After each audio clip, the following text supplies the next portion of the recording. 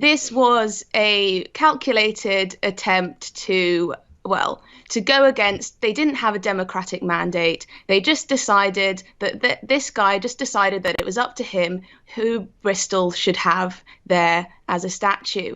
And I think it's a pretty poor argument to say that every racist was in support of this statue, so therefore that means that it should be taken down, and that's the way we should talk about these complicated issues. I wasn't supportive of Edward Colston coming down, and I am by no means a racist. I believe that, as Dan just said, that it is important that we keep up monuments and statues and don't allow mob rule to just take them down. It legitimises vigilante efforts to destroy cultural heritage. Whatever you think of Edward Colston, he clearly had a dark past.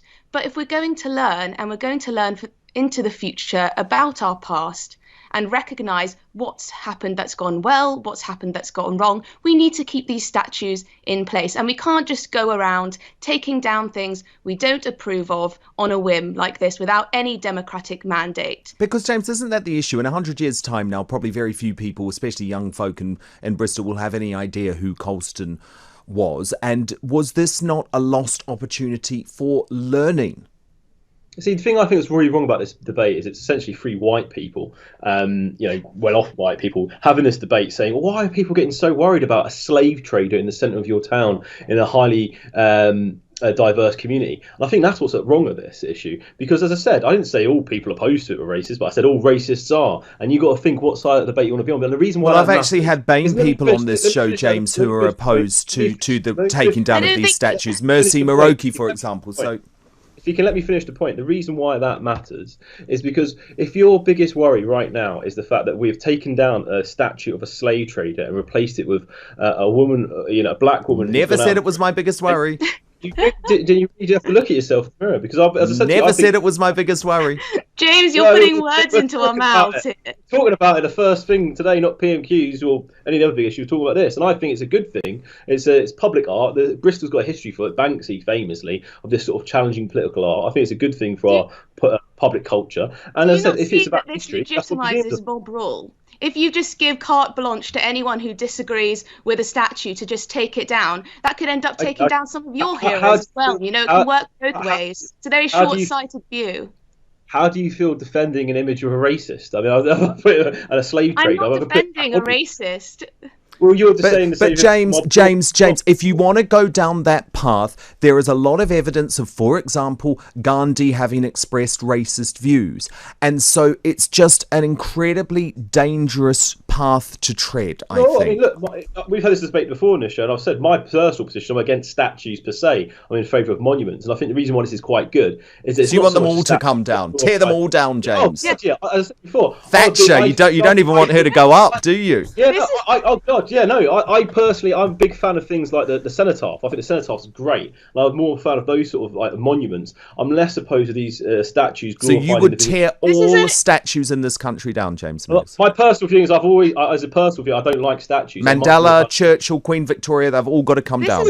But why not do it? But think about it logically. Why not do a statue that embodies the sentiments of the ethos of that cause that they're representing? When you put up a statue to Mandela, for example, you're talking about his campaign against apartheid and social injustice. I think Nelson Mandela would probably agree with you that he probably want it to represent that. And equally, if you went across to Churchill, I mean, I didn't, maybe Churchill's actually quite a person who quite enjoyed self-glorification of the individuals. But what you're talking about putting a picture of Churchill up there, what people get animated about is he was a war leader. So that's why I come back to the cenotaph. The cenotaph, for me, if you know the history of cenotaph, right, it's a great history. Go and look at it. It was something that's put up at the end of the First World War, and it stayed there because it represented the feeling among the people of such a great loss of that war. It's literally demanded by the public, and I think that's what we should be led on these things, rather than personalised individuals. So, Emily, a complete statue purge. Let's get them all down, James Mills says. I said this like 2 weeks ago. It's an interesting point, and it's one that actually a lot of libertarians also agree with. They think that statues should be privatised. If you want to have a statue, you can pay for it, you can visit it in a museum, because they argue that we have no collective national memory, and therefore, it shouldn't be up to the state to decide what we see necessarily in the public realm. But I think my concern is that what we have here is we have vigilante mob rule. We have people like James defending basically criminals, and we lose our rule of law. It's absolutely ridiculous. I mean, I have to fit the criminal aspect of this is bizarre. The same, you make this argument. Well, James, it was criminal damage. It was criminal damage, James. It is social behaviour. I know, but it's a political protest. It happened. But that doesn't mean it's not criminal. Yeah, but let's come back to the order of priorities that we're talking at the start of the show here. What's happened here is a nice, sensible solution. Someone's come back and filled an empty space that was causing grievance to people, and they filled it with, I think, a positive image of people coming against the slave trader past. I mean, and I think until you get rid of it, you should have something. You should have a clear alternative. You think that law should be selectively applied? Huh? You believe that the law should be selectively applied because you happen to agree with Black Lives Matter and the movement that's involved in this. If it were another movement, let's say it was the English Defence League that was taking down monuments, where would you be? Where would you be on that? I mean, if you're asking me if I'm opposed to fascism, then yes, I'm opposed to fascists, and I have no. No, that's not what I'm asking. Defend them, go for it. My personal thing here is that look, the Black Lives Matter movement is responding to a situation across the world where black people, who all statistics show are undervalued and completely discriminated against in our society, and it's a rebellion against that, and asking people to recognise and engage with that issue. This is a classic example of that. So why are there many black voices and people of different ethnic minorities that believe that Black Lives Matter has been incredibly divisive in our society and is not serving black and ethnic minority voices? Why do they disagree with you, James? Yeah, but you're focusing on the many people. You're talking about a unique group among the black community. It's overwhelming. All polling, and just look at any of the images. The majority of the black community and the BME community in whole are behind this movement. The idea that you're going to sort of focus in on one or two people, I mean, what you got to ask yourself is, why do you want to do that? Why do you want to undermine that image that message by focusing on what is clearly not the representative view of the community? I mean, that's what I think is that you clearly do it to be divisive. Overwhelmingly, it's supported by the black community. Well, no, because there's a lot of BAME conservative activists, James, who do not agree with defunding the police, who do not agree with overthrowing capitalism, who do not agree with dismantling the traditional family unit, all aims of BLM.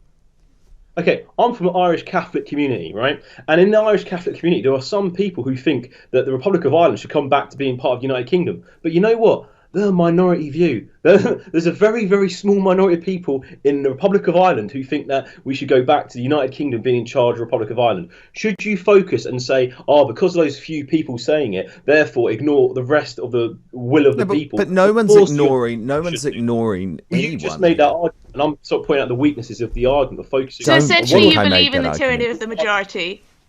I believe in democracy, yes, and I'm also opposed to fascism. So I mean, and racism. I mean, I think we should all be on that. Because what we've seen a tiny minority of activists seek to destroy parts of our cultural heritage, and you give them carte blanche just because you happen to agree with them and agree with their motivations. You are on the left of the Labour Party, right? And that's not democracy. You're trying to make war, is it? Let's be serious. A statue only lasts. A statue, or any monument for that matter, only lasts as long as there's not enough the people, majority of people in society that want it there. Then there are those that want it taken it down. And in this situation, the majority will of the people, whether you liked it or not, was for that statue to come down, which is why it's not there anymore. But that's just a fact. But James, it's not a fact, and there has actually been no democratic. There has been no democratic process at this point about what should go up on that plinth. I know, I completely agree, and that's why I've said that it should be there until you have an alternative, because I think it's a positive thing. And as I said at the start, the will of the people, just like the will for what I'm talking about, the will of the people is a political concept, by the way. It's, for example, the same way the police can govern us without using guns is because the will of acceptance in society of social contract. The same thing applies to statues. People, they exist for as long as there's not as many people that want to tear them down as keep them there. And that's why I give the example. The reason why a statue of Churchill is standing in Westminster, or Margaret Thatcher, for example, and not a statue of Margaret Thatcher in Glasgow. I'll tell you, James. I'll tell you why Churchill is still standing, actually, James. Because Sadiq Khan, the London mayor, was forced to put him in a box because the police could not protect the statue. And I'll tell you what, if that statue was torn down, it certainly would not have been the democratic will of this country. Because the democratic votes on this, or the polling on this, shows that the country overwhelmingly wants Churchill to stand.